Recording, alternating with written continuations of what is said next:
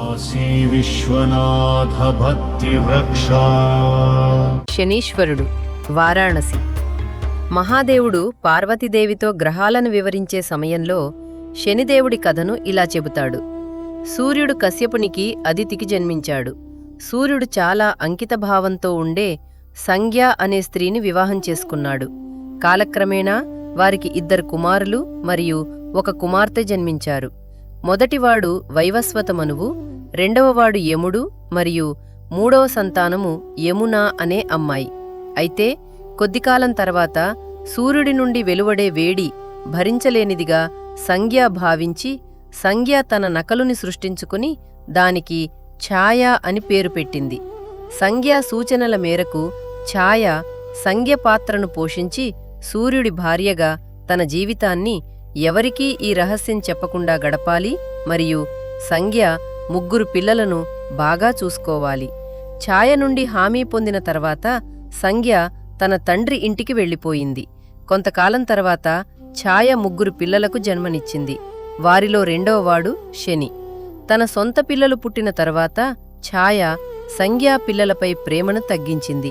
సూర్యుడు ఈ విషయం తెలుసుకుని కోపంతో ఛాయని ప్రశ్నిస్తే ఛాయ సంజ్ఞ రహస్యాన్ని బయటపెట్టింది. అయితే ఆమె అమాయకత్వాన్ని పరిగణనలోకి తీసుకుని సూర్యుడు ఆమెను వెతికి పట్టుకున్న సంజ్ఞను కూడా క్షమించాడు. అటు తర్వాత సూర్యపుత్ర శని నారదుని సలహాతో కాశీకి వచ్చి శనీశ్వరుడు అని పిలువబడే ఒక లింగాన్ని ప్రతిష్ఠించి 1000 సంవత్సరములు తపస్సు చేశాడు. అతన్ని శివుడు ఆశీర్వదించి ఇక నుంచి నవగ్రహ మండలంలో ముఖ్య స్థానం నీదే అని ఈ లింగాన్ని దర్శనం చేసుకుని శనివారం ఈ లింగాన్ని పూజించే వ్యక్తి శని బాధలన్నింటి నుండి విముక్తి పొందుతాడు అని వరమిచ్చెను. కాశీఖండం అధ్యాయం 17వ శ్లోకం 127.